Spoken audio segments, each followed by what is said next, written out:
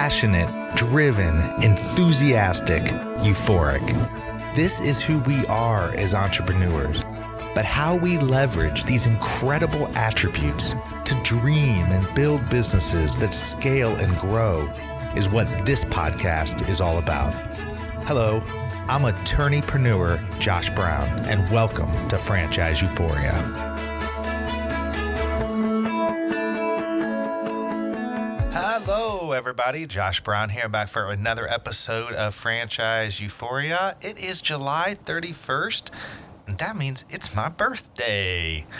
Wowzers, I turned 38 today. I'm not really one to make a big deal about birthdays, but boy, as I approach that 40 marker, I'm just starting to feel awfully old, but also really motivated. I mean, my 30s have just kind of flown by, and I think it's obviously because I've been busy, a lot of life changes, started a family, a lot of different things going on with business and entrepreneurial ventures, and really getting in that zone of trying to figure out what it is I want to do and where I want to go, and how I can best support my family. And so really just kind of been a little reflective today on that, and trying to sharpen my tools, sharpen my knife a little bit, and figure out how I can even get more clear on where I'm going and what I'm doing. I hope that you all are doing that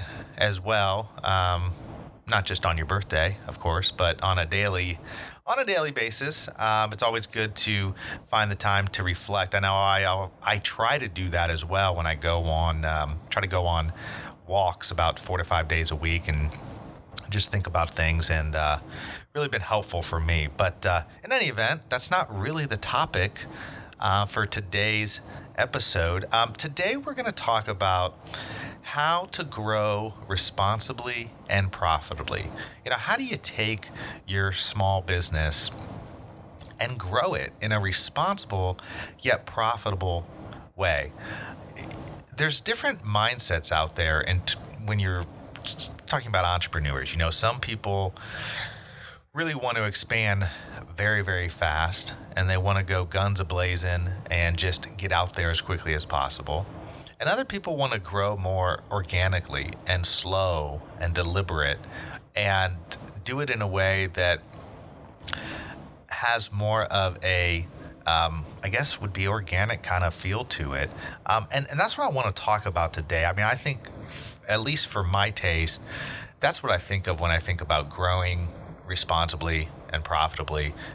Because I do see systems out there. I see franchise systems out there that really are growing too fast. And while ultimately they may be successful, if you get caught in that mix as a franchisee early on, your chances of succeeding go dramatically down, because the franchise, to a certain extent, is just more interested in plugging in bodies as franchisees as opposed to finding the right franchisee.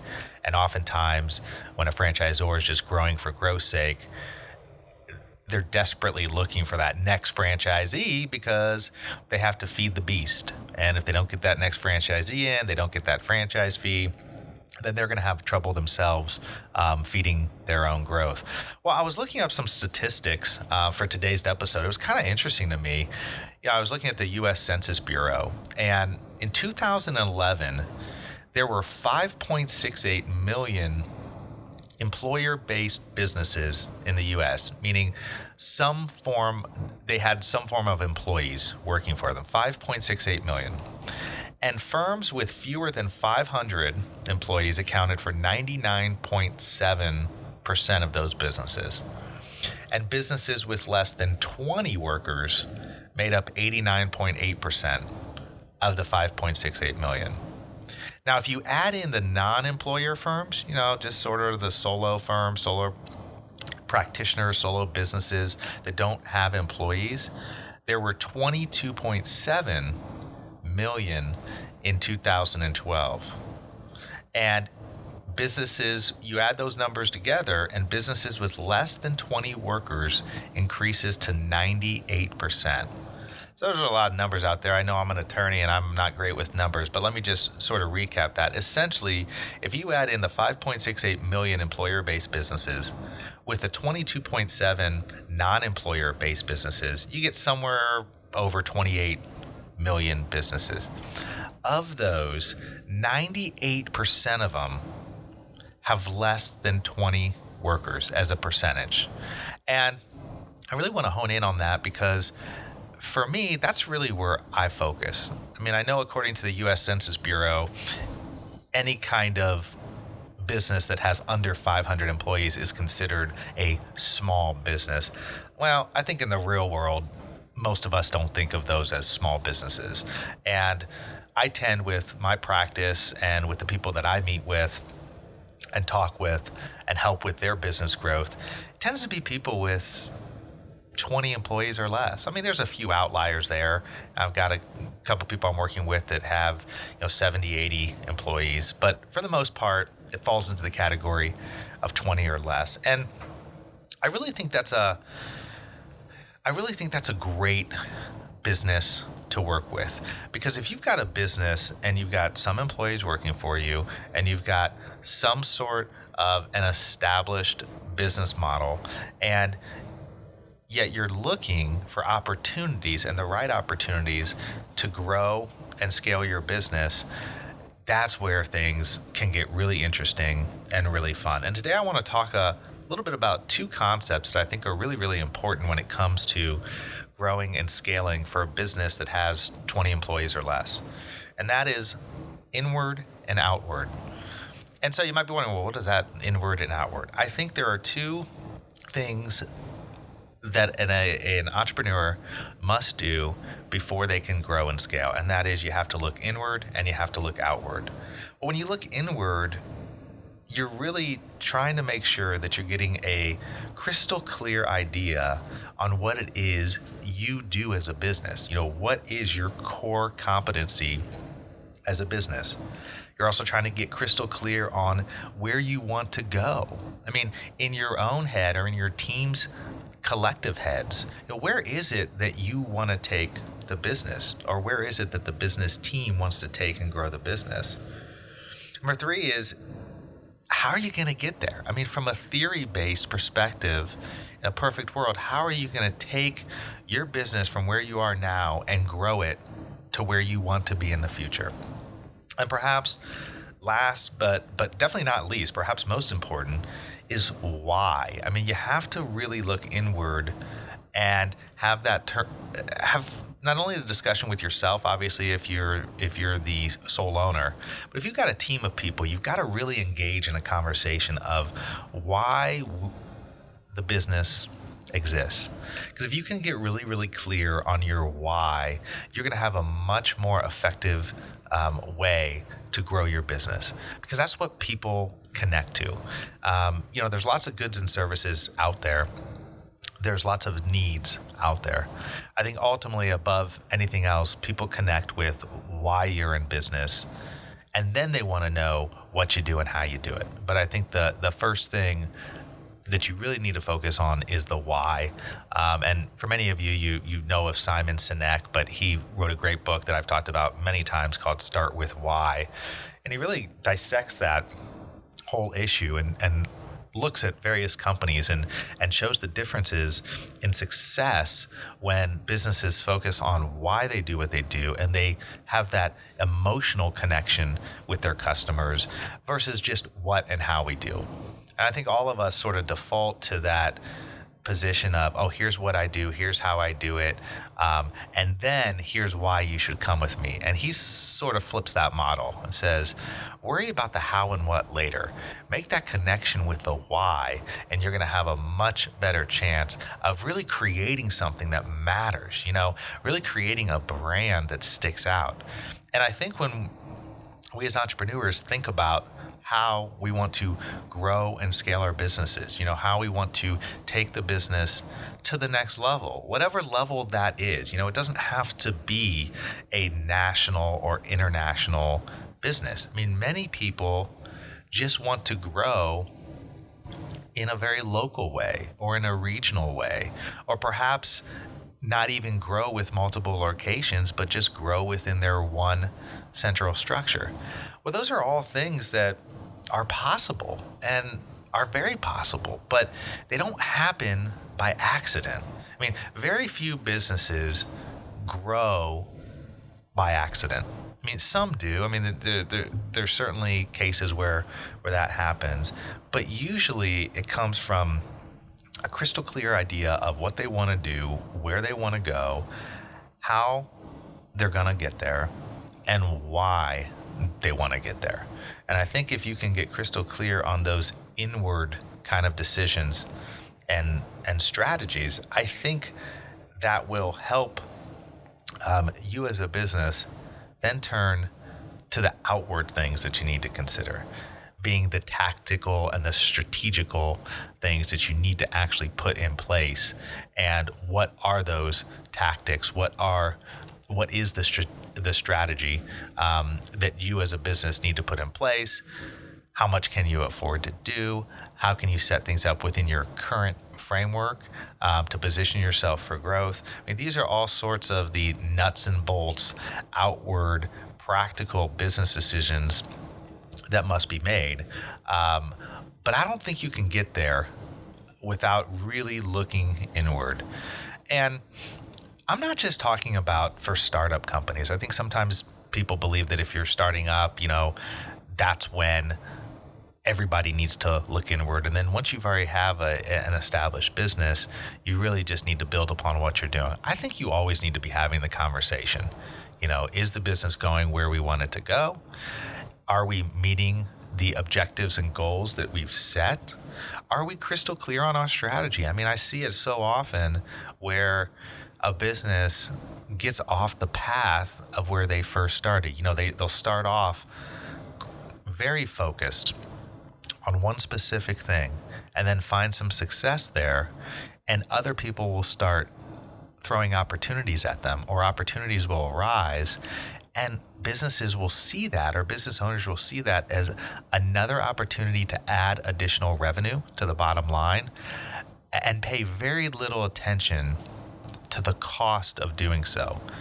And I'm talking about hard costs, but also opportunity costs and time costs of doing so.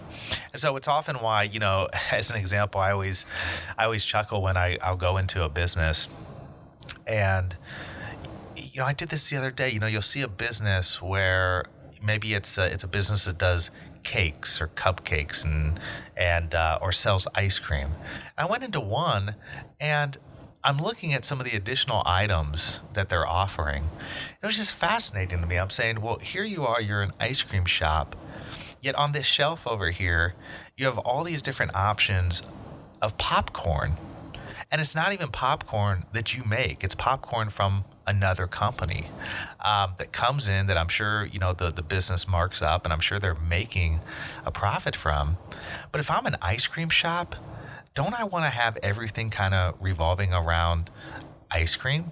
And if I have other products that are complementary products to that, I want to think long and hard about whether I'm creating those products and how those tie into the overall strategy. It just kind of blew my mind. I mean, I couldn't figure out, how does popcorn tie into an ice cream business?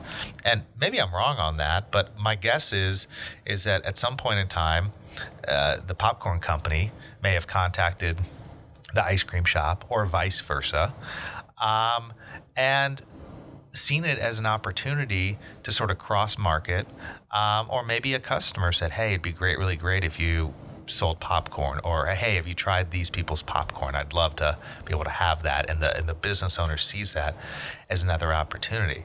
My question is, what does that cost you?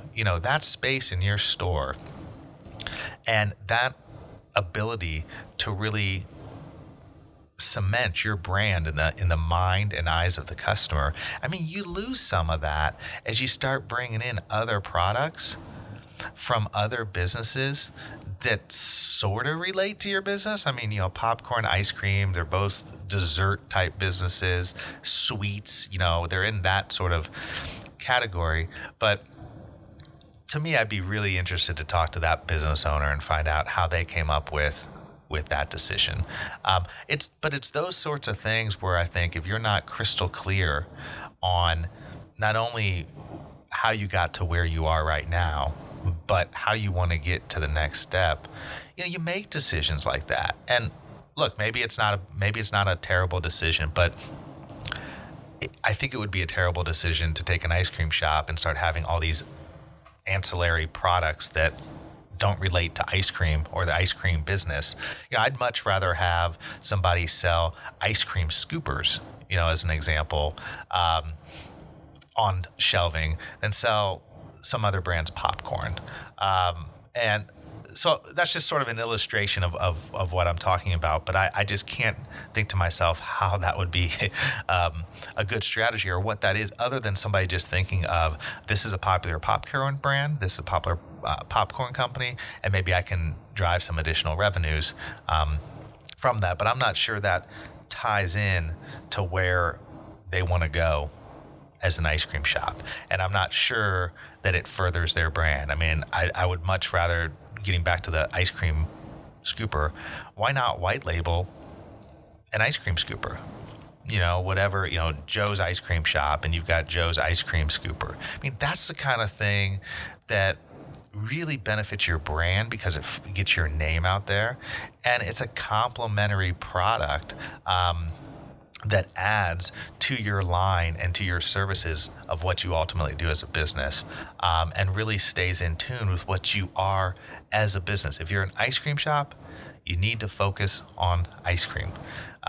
If you're an auto mechanic, you need to focus on cars or vehicles. I mean, you need to get really clear on what it is you do. It doesn't matter what that is, but you need to stay crystal clear and always ask yourself or ask your team, are we staying in line with what we do? So don't really mean to harp on that point too much. I just see it a lot. I mean, I just really, really see it where great businesses or businesses that have the potential to be great get off course.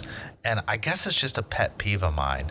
And it's not a pet peeve because it's so easy for me. I mean, I see this in my own business too. I mean, opportunities come my way, and sometimes I get off course, and sometimes I dive into things and I go, oh man, why did I do that?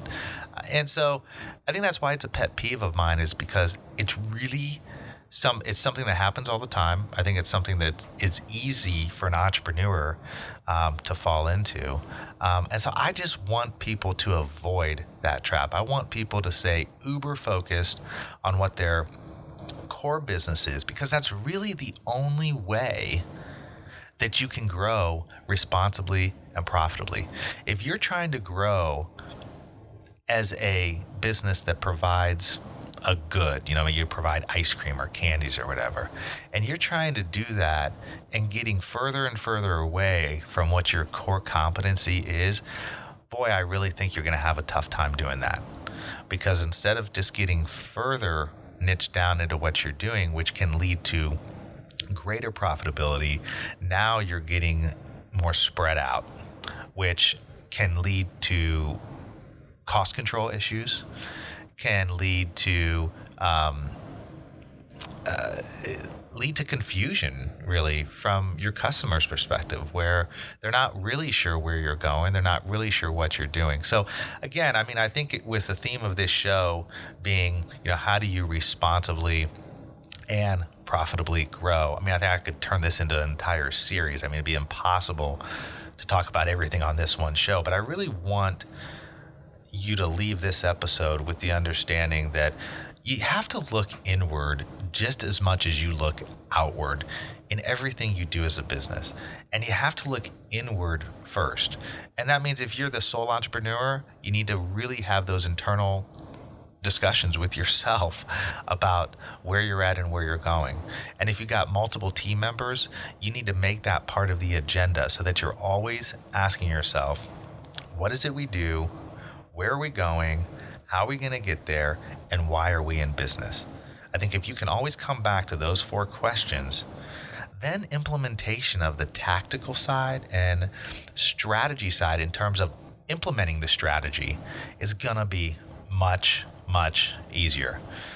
Well, hopefully this was a helpful episode for you. As always, shoot me an email and send off your questions, concerns, thoughts, josh@franchiseeuphoria.com. And until the next episode, happy franchising.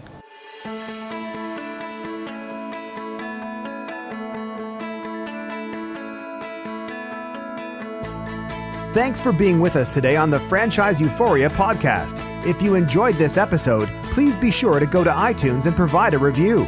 Also, please remember that although Josh Brown is a licensed and practicing attorney, nothing contained in this podcast should be construed as legal advice, because it is not. The information contained in this podcast is general and educational in nature, and none of it should be relied upon as legal advice. That being said, if you have questions for Josh and would like to contact him, please email him at josh@franchiseeuphoria.com. Thank you so much for listening, and we hope you tune in to our next weekly episode.